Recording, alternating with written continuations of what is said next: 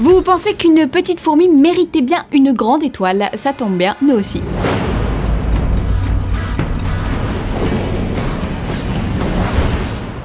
Alors que la Japan Expo fait rage en France, les États-Unis, eux, s'affairent au Comic-Con de San Diego. Et puisque Marvel Studios a passé son tour et ne sera pas présente, Warner en profite et occupe le terrain. Tout d'abord, il y aura un panel Batman vs Superman. Et quel panel, hein. Il y aura bien sûr le réalisateur et gourou de l'univers d'ici au cinéma, Zack Snyder, mais également Ben Affleck, Henry Cavill et Gal Gadot, trio de charme et de choc qui s'est dévoilé un peu plus hier dans les pages d'Entertainment Weekly. On nous annonce également la présence de Jeremy Irons, Amy Adams, Holly Hunter et Jesse Eisenberg qui incarne un Lex Luthor, comment dire, pour le moins chevelu. Le comédien a d'ores et déjà annoncé qu'il serait là pendant 1 heure, ce qui est beaucoup trop pour parler de Batman vs Superman. Il faut donc s'attendre à ce qu'il nous parle d'autres films, la Suicide Squad bien sûr, où il est attendu pour un caméo, et pourquoi pas la Justice League Part 1. L'équipe du film sera déjà présente pour Batman vs Superman, et cela pourrait être l'occasion pour Warner de nous dévoiler le nom du nouveau Hal Jordan. Il serait quand même temps qu'ils éclairent notre lanterne, hein. Et puis ce serait pas mal qu'on nous confirme qui sera le grand méchant de Batman vs Superman, hein. Vous savez, celui qui est à l'origine d'une alliance entre les héros contre une menace plus grande encore.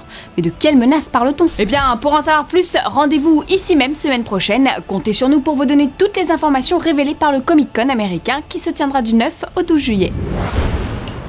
Aussi sympathique que cette petite après-midi passée en votre compagnie à la Japan Expo grâce à Geek Me More, voici les news en bref. Comme nous pouvons le voir sur ce poster un peu kitsch, l'agent Carter débarque à Los Angeles. Regardez, il y a même le panneau Hollywoodland devenu le Hollywood que l'on connaît en 1949 seulement. La série se déroulant en 1946, on est raccord. Les retours de James Darcy et Enver Gokaj ont été confirmés pour la saison 2. Respectivement, il s'agit des interprètes de Jarvis, le majordome d'Howard Stark, et de l'agent du SSR Daniel Souza. Vous savez, celui qui est blessé à la jambe. On attend encore la confirmation d'autres seconds rôles d'ici le tournage prévu à l'automne. Quant à la diffusion, ce sera pour début 2016. D'ici là, on attend patiemment, mais on guette Carter, hein, juste au cas où. Est-ce que le tournage de Star Wars Rogue One n'aurait pas commencé? Eh bien, la production du film Solo, réalisé par Gareth Edwards, devait se débuter cet été, mais il semblerait que ce soit déjà le cas. Même si aucun communiqué officiel n'est venu nous prévenir, le site Making Star Wars, plutôt fiable, annonce que des scènes ont été tournées, dont une avec Felicity Jones. On sait que pendant la convention Star Wars, des images du débarquement ont été montrées et Lucasfilm aurait encore du contenu inédit sous le casque. Rien de confirmé pour l'instant, mais la source avait déjà eu des scoops sur l'épisode 7, alors on y croit. Aujourd'hui dans le courrier des fanzoniens, on répond à Axcol Maraz qui nous demande des nouvelles de Legends of Tomorrow. Eh bien on se demande si le spin-off de Arrow et Flash ne va pas être repoussé. Tout récemment, le bureau des scénaristes de la série a tweeté en proposant une diffusion au printemps 2016 alors qu'on l'attendait plutôt au début d'année. Le bon côté, c'est que cela viendrait confirmer le fait que Legends of Tomorrow ne sera pas une saison intermédiaire pendant la pause hivernale d'Arrow et Flash, mais bien une série à part entière. Affaire à suivre.